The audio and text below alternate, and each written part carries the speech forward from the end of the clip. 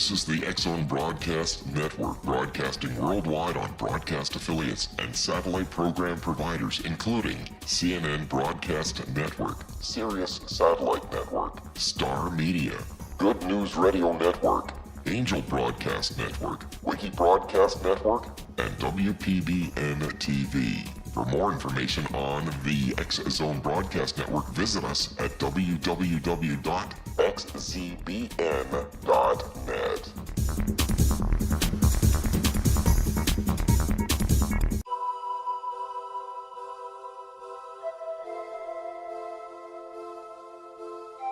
If you're a seeker, don't miss the inspiring book Shamanic Awakening, Between the Dark and the Daylight. This remarkable work chronicles shamanic counselor and indigenously trained dream decoder Sandra Cochran's 35 years of experience with diverse wisdom keepers throughout the Americas. Sandy's initiations across the British Isles, Turkey, Greece, and Egypt, combined with her knowledge of symbology, psychology, and myth, influence her dream blog and workshops. Sandy offers private readings, sacred international journeys, a meditative CD, and her book, Shamanic Awakening, to encourage you as you navigate your earth walk and create a deeper connection to yourself. Find this and more at her website, starwalkervisions.com.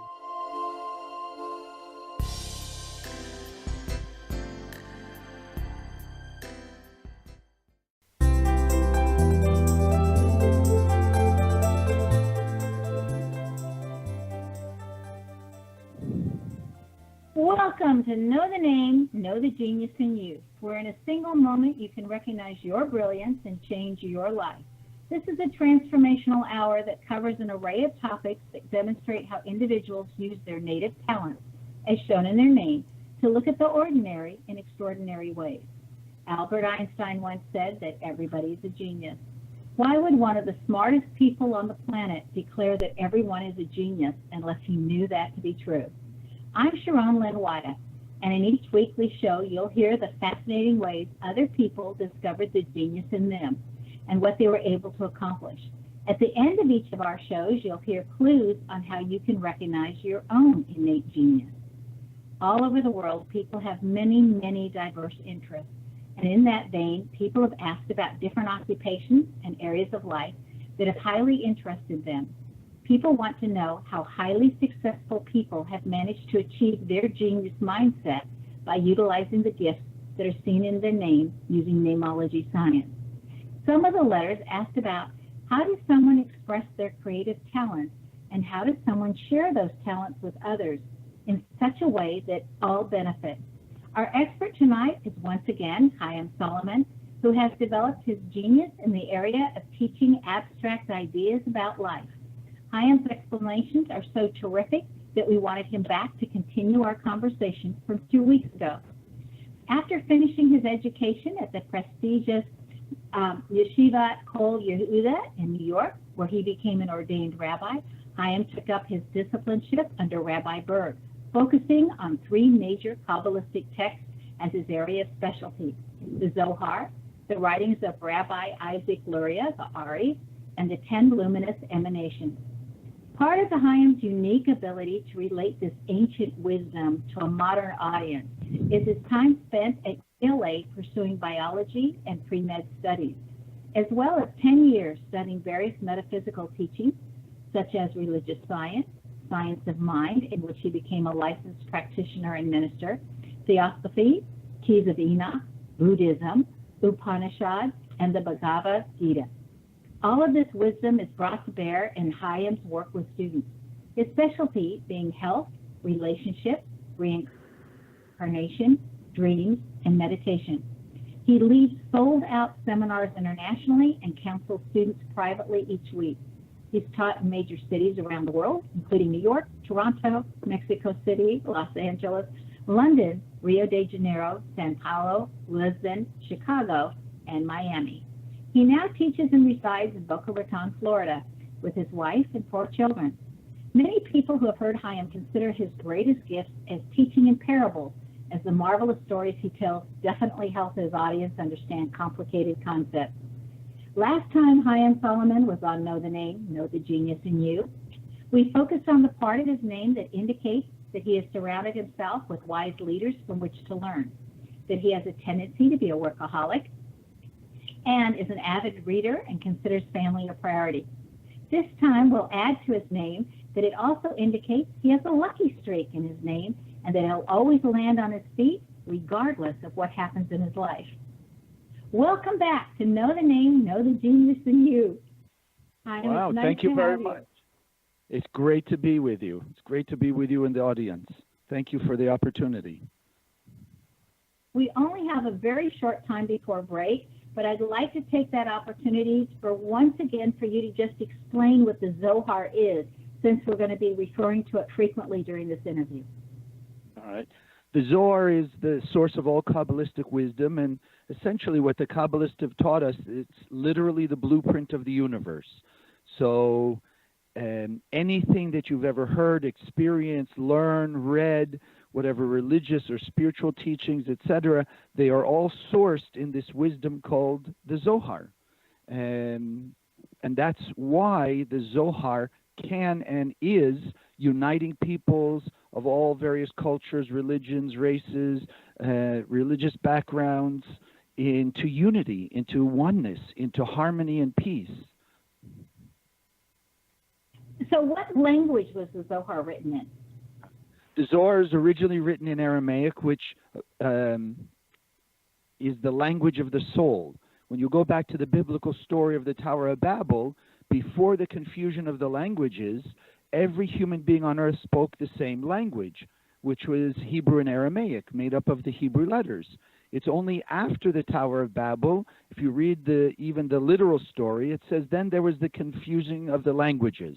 And that's why I had a book given to me in Los Angeles, 20,000 English words with their Hebrew derivation, just to validate this idea that every one of us on a soul level understand or are awakened by the Hebrew letters or the Aramaic words. And that's why we're going to continue learning about the Hebrew letters and the Aramaic words once we come back. Stay tuned to Know the Name, Know the Genius in You, which can be heard on knowthename.com. After the break, we'll find out what the Zohar has to say about names.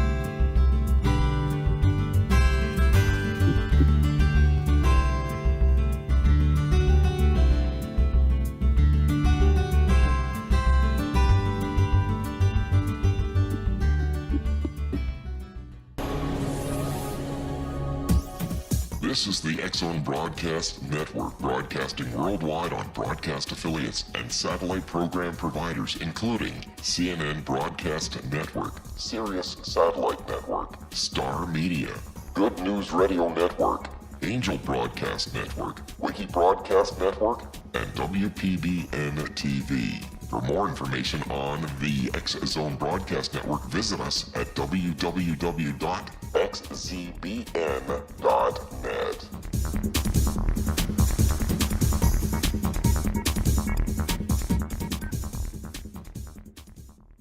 How would you like to be able to read other people's minds? Well, the next best thing is here. When you know how to read a person's name, you know how the person thinks, feels, and behaves.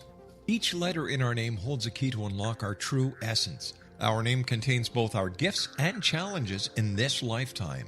Mnemology science discovers personality secrets hidden in the placement of the letters of our names, including the first and last impression people remember about us.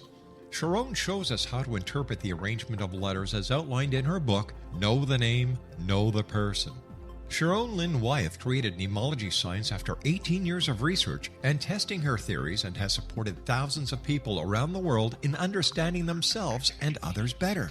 You'll enjoy Sharon's unique teachings as she shares her system to learn the gifts behind your given birth name. Even if you don't like your birth name, there are jewels in this book. If you're thinking of changing your name, ready to name your child, or wanting to get along better with others, this is the book for you.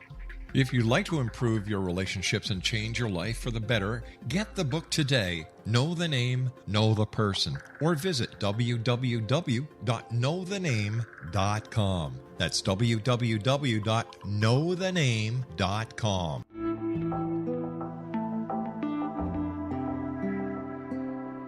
Take a step back in time and discover old Florida cuisine at Marsh Landing Restaurant in Fellsmere, Florida. Enjoy delicacies such as frog legs, gator tail, catfish, and swamp cabbage, or enjoy the more traditional cuisine such as hand-cut Angus steaks, ribs, and seafood. Join us for breakfast with a southern flair featuring sweet potato pancakes, biscuits and gravy, and much more.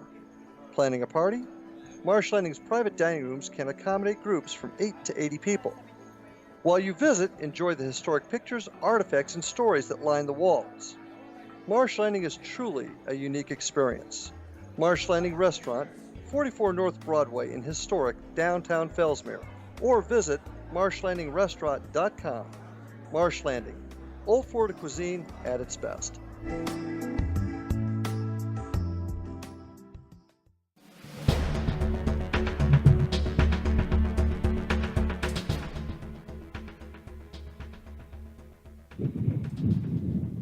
Welcome back. I'm Sharon Lynn Wyeth, and you're listening to Know the Name, Know the Genius in You, which is being heard on xzbn.net and knowthename.com. Our guest tonight is Chaim Solomon, whose website is boca-kabbalah.com. Okay, before the break, you were starting to tell us that at one time everybody spoke the same languages and understood, and that Hebrew and Arabic are the same. Are even the letters the same, Chaim? Yes, Hebrew and Aramaic come from the same letters, but let's say like English and Spanish. Basically same alphabet, but different language. So what the Kabbalists explain, and it is not exclusive to Kabbalah, if you've studied the keys of Enoch or the Rosicrucians or the Masons, and I'm sure there's others out there that also say the same thing, that the Hebrew letters or the Aramaic letters are the DNA of the soul. So in a similar way that every human being has the same basic DNA, what they call A, T, C, and G, what makes us different is the combination of those elements. So similarly, what makes every one of us different, and frankly, every aspect of the physical world different, is the combination of Hebrew letter energy that makes up our body, our soul, the physical world, the plants, the animals, the stars, and the planets, etc. And that's why Adam and Eve, speaking from the soul, the first language or verbalization was Hebrew. And so everything is given a name. You had asked about names according to those letters. So let's see, A, T, C, and G. I'm not sure how we could say that. Ak-da, all right? If you take the Hebrew letters as energy, and those combinations make up something, let's say a cow. The DNA of a cow is called para. It's the letters Pei, Resh, Hey.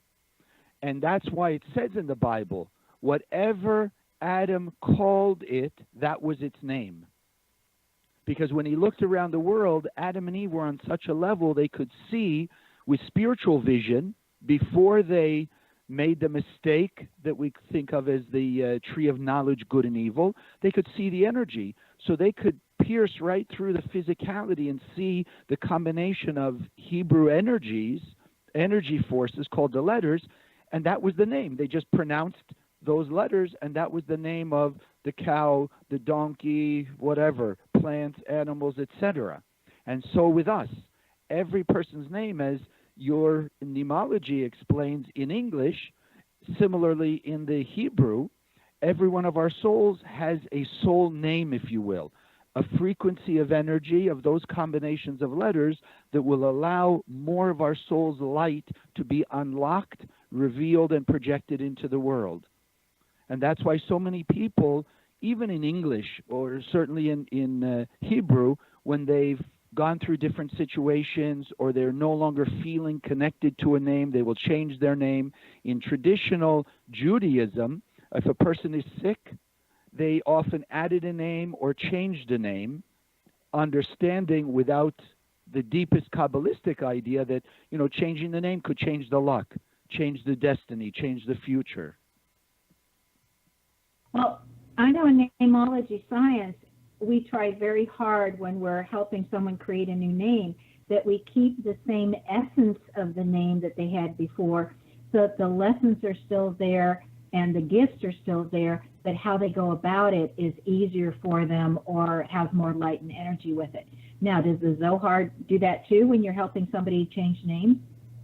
Well, in essence, what the Kabbalists teach us, and I know I'm referring back and forth to the Bible, the Kabbalists believe that the Bible has its literal fact, that it is chronology, it is history. We do believe Adam and Eve and Abraham, Isaac and Jacob, all those people did exist. But the stories that we read in the Bible are, let's say, the tip of the iceberg. And the Zohar, being the deepest connection to our soul's energy, to the true metaphysical, spiritual creation of the universe, is giving us the below the surface of that iceberg. So we have the greater understanding, and by looking inside the stories, we draw the eternal nature of the lessons we can learn, and that the power that these people were showing us. So when you change the name, you're not really changing the soul, because when it says God created us in its image and likeness, it already gave us a piece of itself, so to speak. So that's our soul. So our soul has 100% potential for peace, contentment, love, kindness, what we call fulfillment, complete bliss. Now, our work is to open, let's say, our heart, our soul, to open, we call it our vessel, to let the 100% light shine. So in altering a name, it's basically like opening or closing an aperture in a camera. So it lets a certain amount of light in, or it blocks a certain amount of light. So when a person has difficulties in their life, it's a sign that the light of their soul is not being expressed, manifest, projected into their life because of some spiritual blockage of whatever our negative behaviors, anger, fear, insecurity, jealousy, greed, ego, anything that's not God-like puts a blockage in.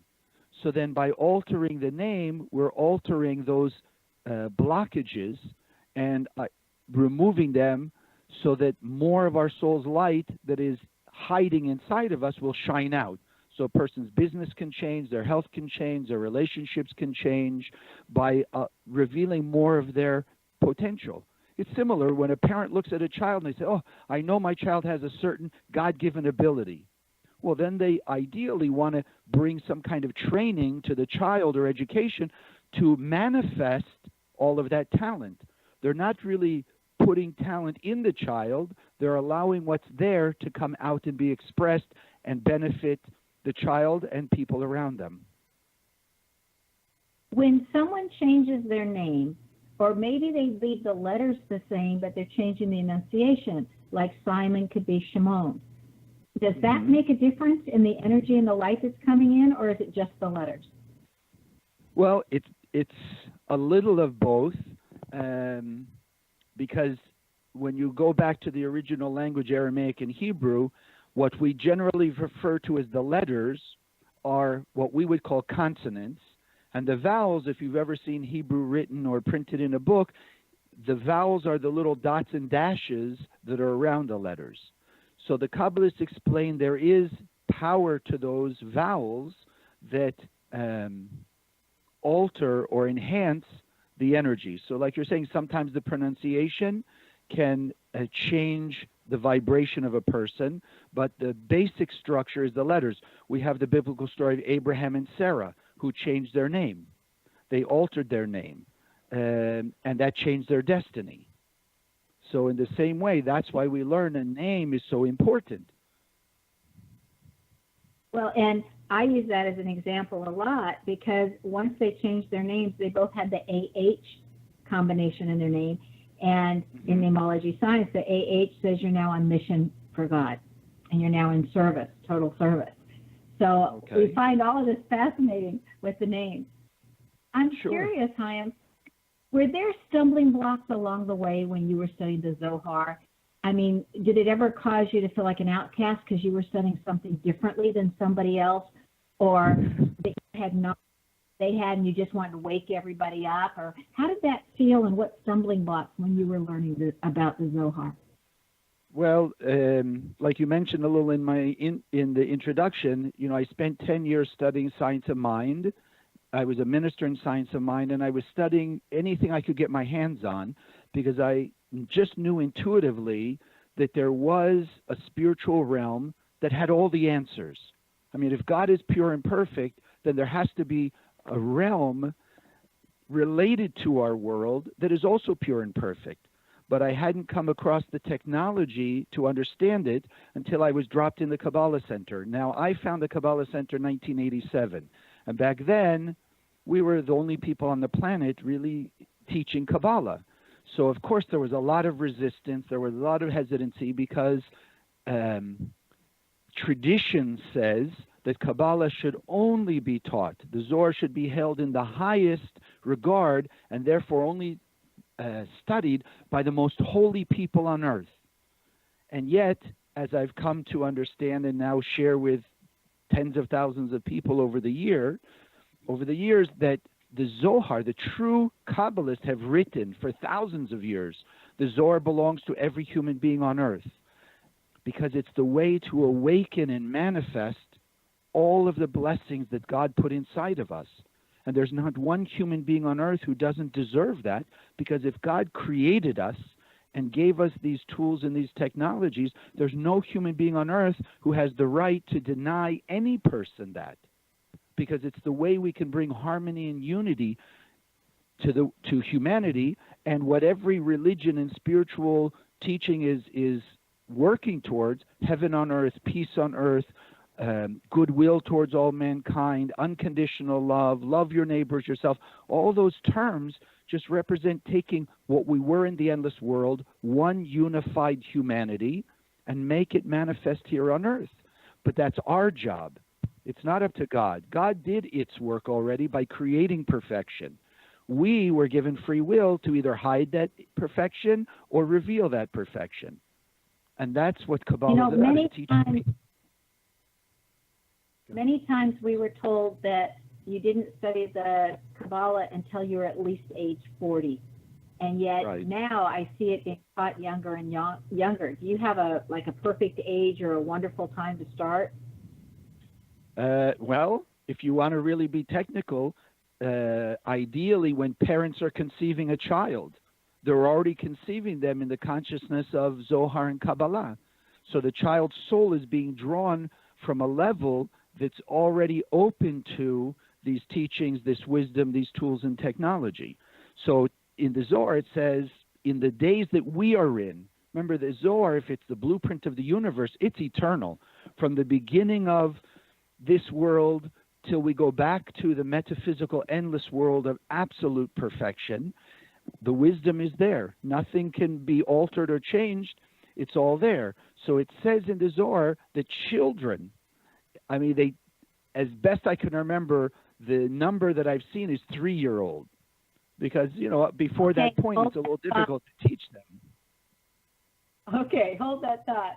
Stay tuned and know the name, the genius in you. Our guest tonight is Chaim Solomon, whose website is www.boca.kabbalah, KABBALAH.com. This show is dedicated to learning more about our purpose here on Earth. After the break, we'll find out why there are 72 names of God and how they can be utilized as windows to awaken.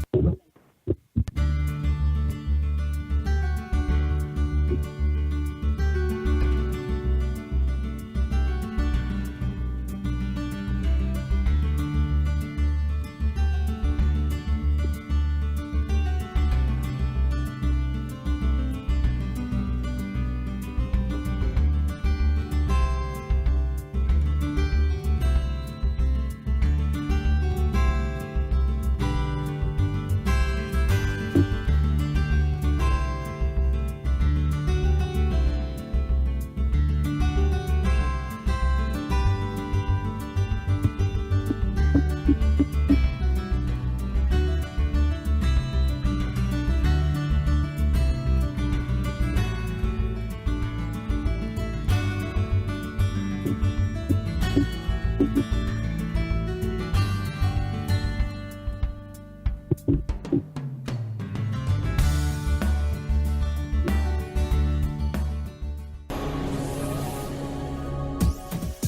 is the X-Zone Broadcast Network, broadcasting worldwide on broadcast affiliates and satellite program providers, including CNN Broadcast Network, Sirius Satellite Network, Star Media, Good News Radio Network, Angel Broadcast Network, Wiki Broadcast Network, and WPBN TV. For more information on the X-Zone Broadcast Network, visit us at www.xzbn.net.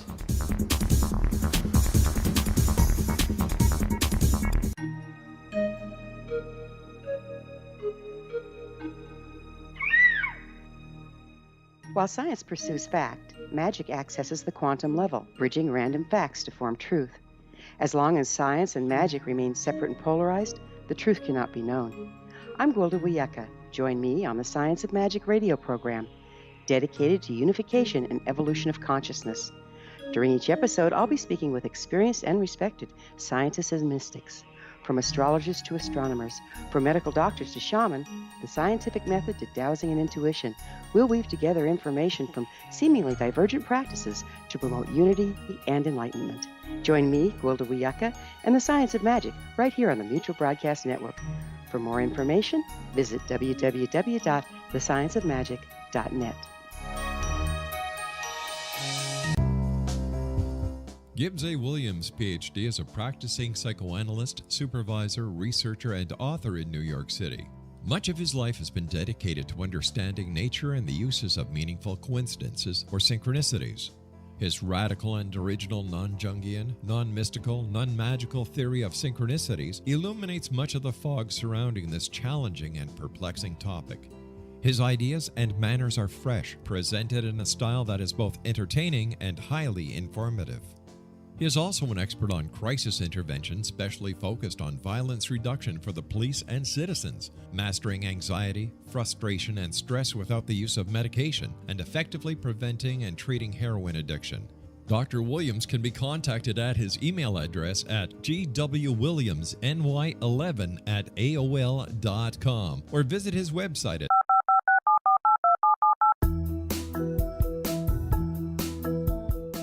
Did you know that when you're on the road with limited data or Wi-Fi, you can still listen to the X-Zone radio show with Rob McConnell, The Science of Magic with Gwilda Wiyaka, X-1, Dimension X, Space Patrol, and every minute of the X-Zone Broadcast Network by calling 213-401-0080, courtesy of Audio Now.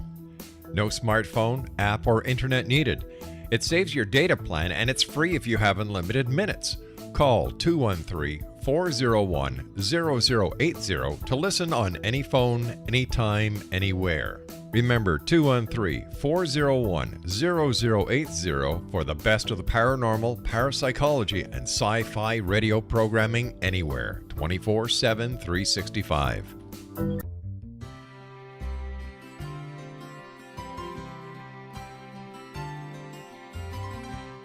True healing must address 4 levels: physical, emotional, mental, and spiritual, for us to live joyful and productive lives. We tend to treat 3 of the 4, leaving the spiritual languishing.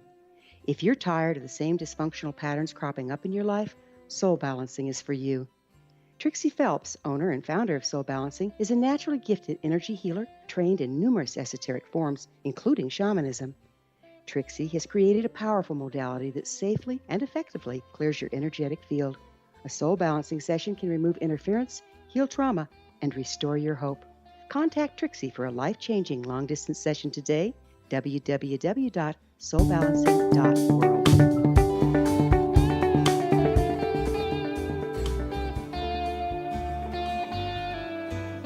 Welcome back. I'm Sharon Lynn Wyeth, and you're listening to Know the Name, Know the Genius in You. Our guest tonight is Chaim Solomon. The main website to learn more about the Zohar is Kabbalah.com. Chaim, before the break, you were telling us about starting to teach the Zohar at age 3. Why age 3? Well, there's a kabbalistic concept called the 3-column system, which works in various ways. You have proton, neutron, and electron, the basic building blocks of physical matter. and everything in the physical world patterned on the spiritual world. So there are three aspects in the spiritual world known as the right column, left column, and central column, which is the light of the Creator, the soul or the receiver in human beings, and then the balance between them. And that's the essence of Kabbalah. We cannot change the light of the Creator, and we cannot change what's put in our soul. But what we can do, and what our spiritual work is about, is creating the harmony between those two essentially opposite things. The light is the 100% aspect of sharing, illumination, fulfillment, and the vessel is 100% receptivity, receiving, desiring, wanting. So what Kabbalah is about is how do we awaken inside of us the 100% desire for the pure light of the Creator, and then allow the light of the Creator to manifest in the physical world as the best situations in our life, the inspiration we need to deal with situations or challenges in our life, the right people, the right job, all the right things in our life. Because most people, because we are built with that desire to receive, most people are desiring to receive, they want this car, they want that person, they want this job, they've got to have these clothes, they've got to get on this vacation, etc. So it's really about readjusting, not our desire to receive, not reducing that, but altering the focus of it. So instead of just deciding, look, God, this is the person I need to have, this is the money I need to have, this is the job I want, give me in this way, we're really just allowing our soul's light to shine in the world, and then let the universe manifest that as best for us. I mean, many times we know stories of people who sort of force the issue spiritually. I have to have this. So they put their energy, their focus, and let's call it their own personal power to make this job happen. But unfortunately, in their karmic, or we call it in their tikkun process, they were supposed to be in a car accident. So instead of letting the light be revealed and take away the car accident and avoid the car accident, they use that energy, their power, to direct them towards getting the right a person they wanted or getting a job they wanted. And meanwhile, they don't take away the car accident, and here comes a car accident. So Kabbalah is really about just shining the light that the Creator put in our soul, do what we can do to make it manifest, which is also good for everyone else, because to shine your light, it's love, kindness, compassion, generosity, tolerance, forgiveness, understanding, etc. And then let the universe, our partner in creation, take that light and mold it physically into whatever's best for us. Because the universe is programmed that as we activate the universe through our behavior, either positive or negative, the universe is programmed to create a result. Just like a computer, your cell phone, a video game. Video game, I love that analogy because I watch my kids play, but I know that it's all programmed. So if they do a certain thing, the video game is programmed to respond in a certain way. If they do something else, then it's programmed to respond a different way.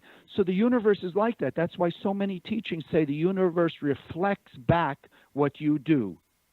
So if we do acts of kindness, love, sharing, compassion outside of our comfort zone, that extra mile, if you will, then the universe is programmed to do the extra mile for us, whether that means to take away an accident, an illness, some form of chaos, or to bring us what we call a blessing, to put us with the right people, find us the right job, give us the inspiration or the clarity how to deal with situations.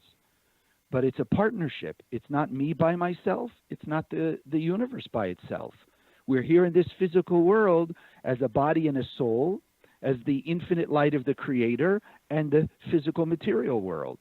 And our job is to unite them harmoniously so that the spiritual controls the physical. Sadly, we've been duped by that negative aspect within us to let the physical control the spiritual and override it. And that's why we see the chaos in the world. But on the other hand, the chaos in the world is starting to push more and more people to seek spirituality because the soul is being awakened. It's sort of on a timer. And it's awakening now more than ever. So people are seeking spirituality of all kinds because they realize from the material world alone, there's no solution. No doctors, medicine, no scientists, no politicians, no military has solved really anything long term. So why would it start now? So people starting to feel the soul awakening, that the soul has the power, that we've been given the power to change the world. And that's all that Kabbalah is teaching. It's just wonderful that souls are awakening. It's almost sad that it takes pain or negativity and able to inspire us to awaken. But that brings us to the need for an opponent. Would you tell us more about the reason that an opponent was built into the whole programming? Well, I go back to the gym. I like sports. I like working out. So let's stick with sports. So I used to play tennis. To be a better tennis player, I have to hire or find a coach. The coach's job that I've requested is to seek out my weaknesses and help me strengthen my tennis skill instead of those weaknesses. So if I have a weak backhand, the coach sits on the other side of the net and throws one ball after another at my backhand.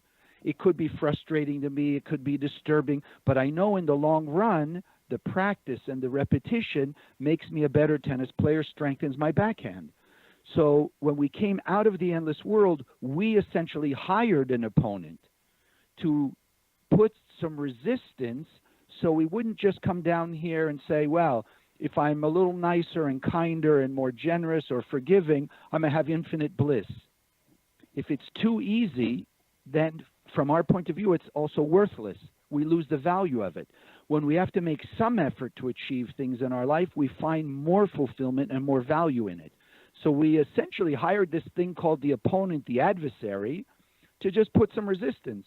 But sadly, like if I'm playing tennis, if I lose, if I give, my backhand is weak, I lose the point, now I'm an extra point behind. If I lose the next point, now I'm 2 points behind. So the more we've given into or lost, so to speak, to our opponent, the more we have to make up to catch up and win. In the end of the story, we will win because that's the way the Creator set out the world. But we have to go through the process. Kabbalah is not about making the end happen because the end is already predestined. It's about speeding up the process by teaching people how to transform themselves voluntarily, how to awaken and decide, no, today I want to act with greater love, kindness, and compassion, even though I don't feel like it.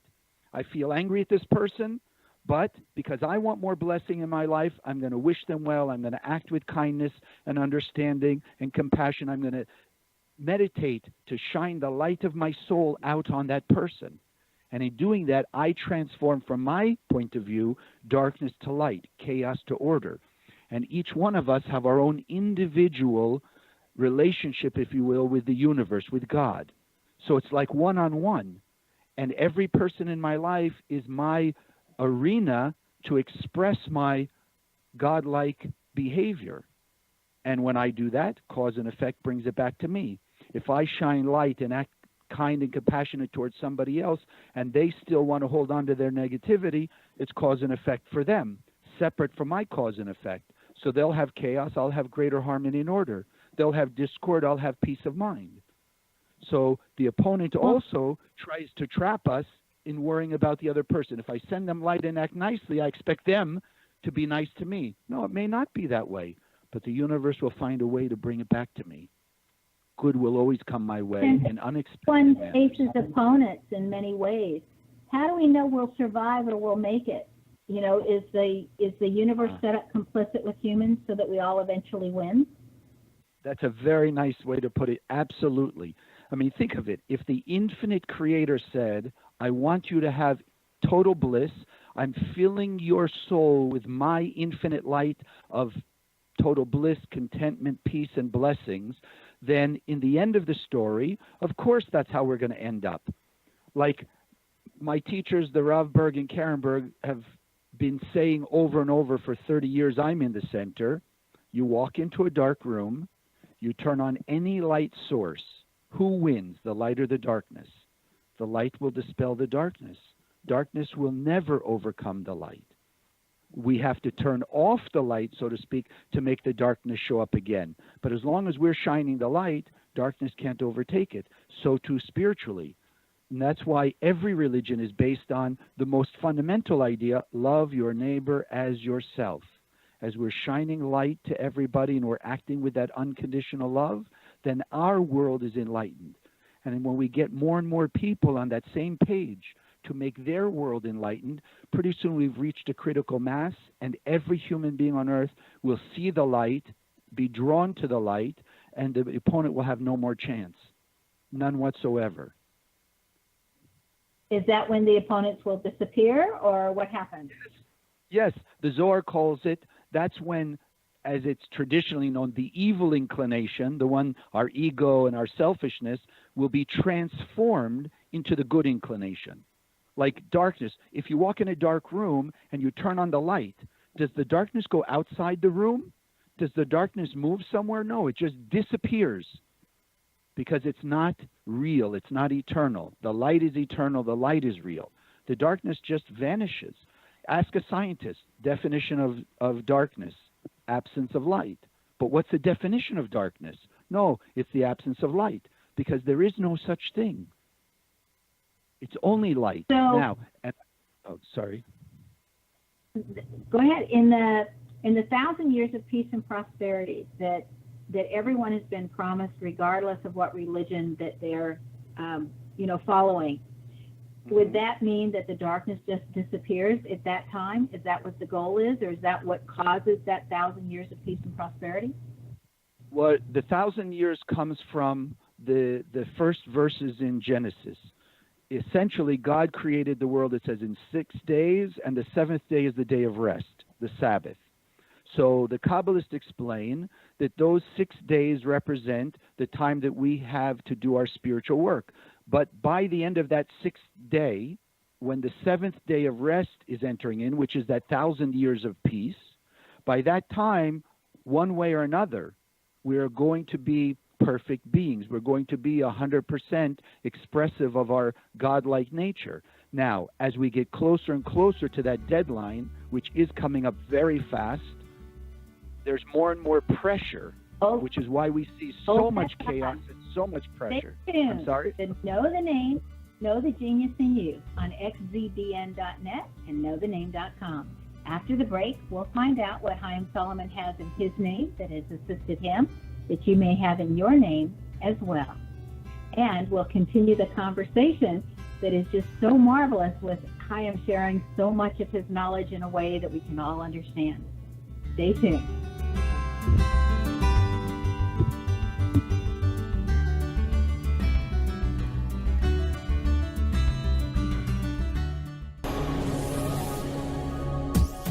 This is the X-Zone Broadcast Network, broadcasting worldwide on broadcast affiliates and satellite program providers, including CNN Broadcast Network, Sirius Satellite Network, Star Media, Good News Radio Network, Angel Broadcast Network, Wiki Broadcast Network, and WPBN TV. For more information on the X-Zone Broadcast Network, visit us at www.xzbn.net.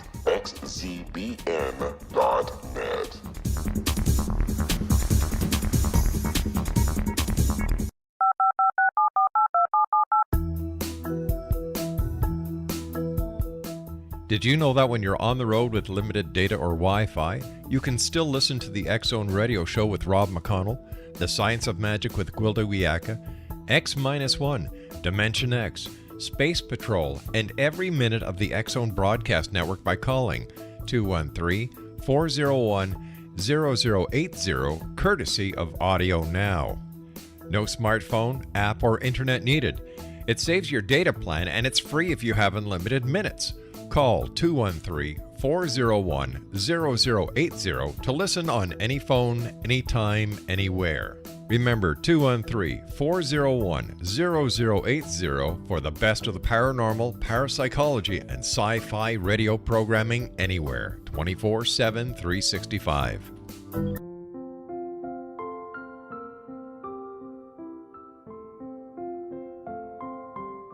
I am Dr. Carl O'Helvey, founder, president of a new cancer foundation focusing on evidence-based physical, mental, and spiritual interventions, including natural cancer cures, prayer, meditation, affirmations, nutrition, and other related holistic cancer prevention and cure modalities. These are used in cancer education, research, and financing care. I ask for your help to continue this important work by donating at www.holisticcancerfoundation.com.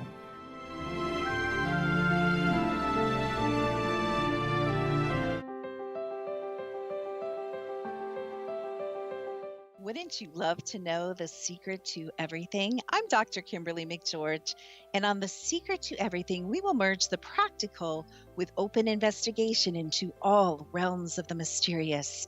We will talk to cutting-edge alternative health practitioners, those who inspire and motivate you in business and life, and of course, we will share stories of the paranormal, conspiracy, and cryptozoology. You will transform because of the frequency I carry, the frequencies my guests carry. Life may never be the same after you listen to this program, for the secret to everything is for you, the listener, for those who desire more in every area of their lives and believe that it can still be found. Listen and discover thesecrettoeverything.com.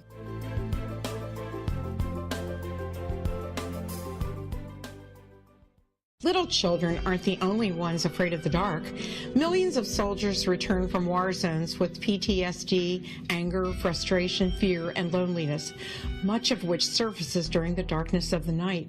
You have the chance to change the lives of these American heroes. Songs and Stories for Soldiers.us provides free MP3 players for these men and women.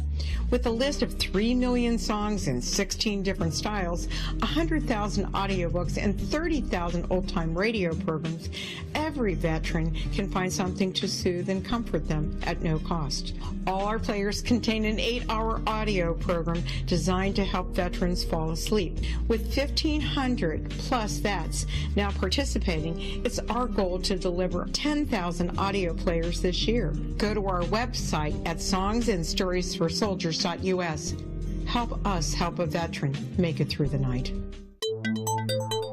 You're listening to the X Zone Broadcast Network, www.xzbn.net.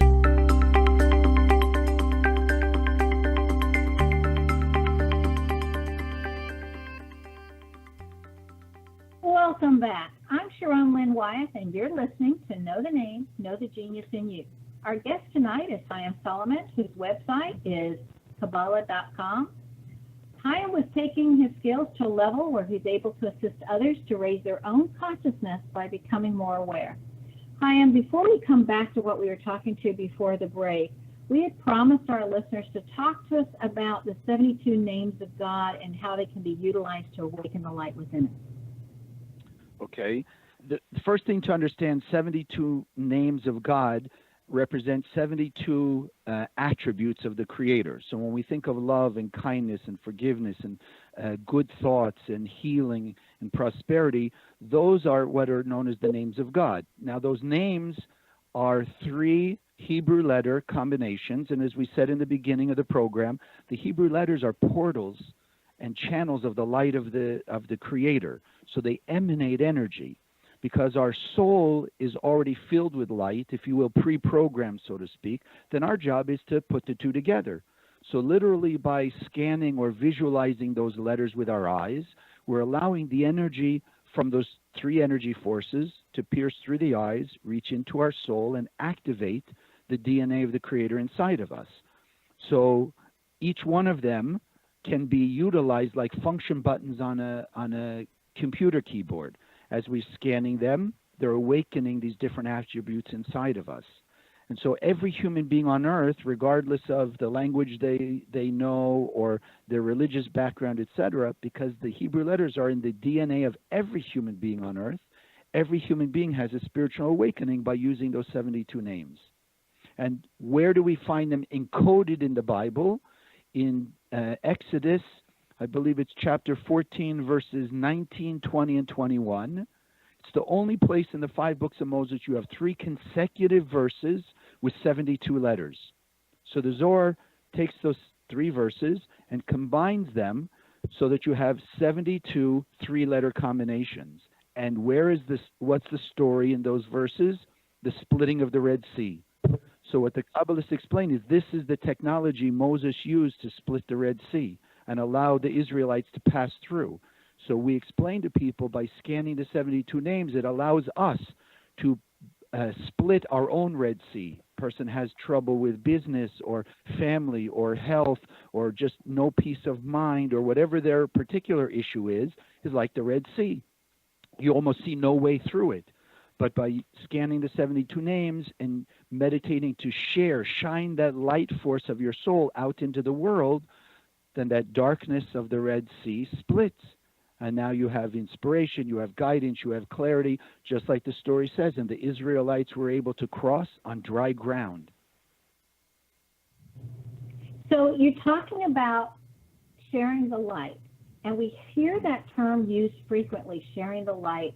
And how do people share the light? And does everybody know how? Because I think there might be a lot of listeners that are saying, I don't know what he means by that, and I don't know if I'm capable of doing that. Yes. Well, thank you for the question, and let me clarify. Every human being on earth can, and it's really simple, which is kind of the paradox of all of this. All we have to do is think. You have the light in your soul, and when you think, I'm sharing the light of my soul with my family, with my friends, with people around the world, then the light shines out of your soul like a beacon or a spotlight and shines out where you direct it. Similarly, when a person thinks, I want to extend my right hand to reach out and grab something from the table, the body automatically responds. We don't have to think consciously. I'm sending signals from my brain through the nervous system to my arms, contracting the biceps, this, that, and other, and make the hand reach out. No, I just think I want to reach out. The body follows that order. So if I think I'm sending the light of my soul out to every human being on earth, then the soul will send light to every human being on earth. It's a conscious thought. That's why the Kabbalists teach us our thoughts are constantly creating. I know, many spiritualities say thoughts are things. The thoughts are creating.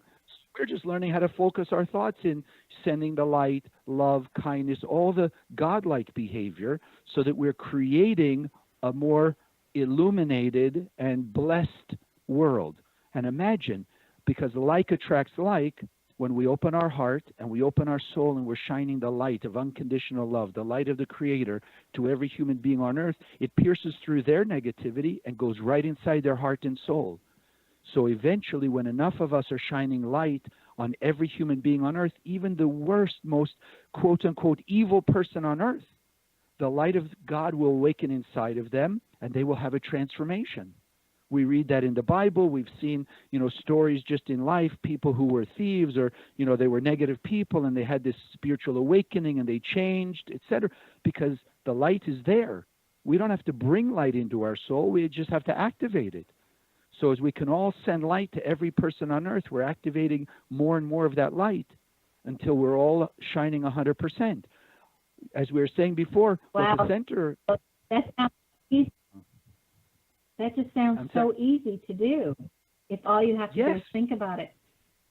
Yes. You were saying that light is light. However, we also have a saying that we hear a lot that says opposites attract. So is it light attracts light, or is it opposites attract, or do they attract and then they repel? Well, the Kabbalists teach us like attracts like. It's called the law of affinity. In other words, when we say in this world, opposites attract. So what do we usually look at? You look at two people and you say, well, this person is a giver and this person is a taker, and that's why they're attracted to each other. But when you really dig in deep, you see that the giver is not giving in a way of sharing, just unconditionally sharing their light. They're giving in order to get something from the other person. Well, the other person's a little more obvious because they're just look to receive to get something for themselves. So essentially it goes back to like attracts like. But the one who's giving is still looking to get for themselves. The one who's receiving is also looking to get for themselves. So it is like attracts like, but the expression, the outside looks different. It's like when you go to the supermarket and you hand the cashier money, can you really tell me, yes, I went to the store and I gave charity? I'm not giving charity. I'm buying the groceries, but the act is giving. So you say, oh, look at Chaim, he's giving money to the store. No, my intent was give money so I could take my groceries out of the store. So when we think we see opposites attract, when you dig in deeper, you see, no, it's still the law of affinity. It's really like attracts like. If you could change one thing about everyone's understanding or how they look at the world, what would be the first thing that you wish everybody knew? Well, frankly, it's the thing that I make an effort to emphasize in every class that I teach, is to hold and keep reminding ourselves we are created in the image and likeness of God, which means we are already pure and perfect beings of light. Because the more people can hold that in their consciousness, then it becomes easier to remove the chaos from their life, to remember that it's not about other people blocking your blessings. Nobody can stop your blessings because they're already inside you. So as you let them out is when you have the benefit of them, and other people will be inspired by your transformation and your expression of it to do the same thing. So that, I think, is probably the most difficult thing for us to keep in our mind. We're already pure and perfect. We just have to uncover it. We have to let it shine into the world. And I think if everybody did that, just that much, realized I'm pure and perfect, so I have an infinite supply of light, I'm sending it to every human being on earth, by the morning we could see peace and harmony throughout the world. Wow, and that would be a miracle. Does the Zohar define miracle or say, what we would interpret as a miracle, what that really consists of? Sure. A miracle, we think in human terms, a miracle is something that's supernatural. If you understand that word in its literal meaning, it means something beyond nature. If the universe is a reflection of us, then when we act beyond our nature, the universe will show us something beyond our perception of nature. So now you say, I know a person, they have a very controlling nature. They're always trying to control. Well, if one day that person overcomes that nature and says, no, I'm going to let the light of the Creator be in control, I'm going to let go of my manipulative control, they just created a miracle because they transcended their nature. So the universe has to reflect back something that they may have thought was impossible or miraculous, and it shows up. So we're the creator of miracles. It sounds so easy to be able to do how you explain it. And I'm sure that gives people great hope. Yeah. Well, that's why. In our world. Sure. Absolutely. Chaim, I want to thank you for joining today.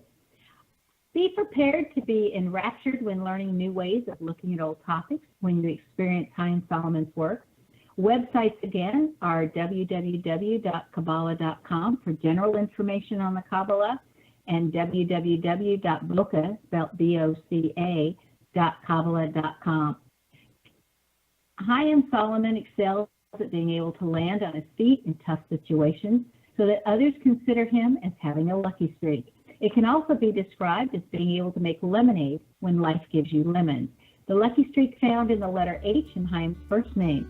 If you have an H in your first or middle name, then you have this ability also.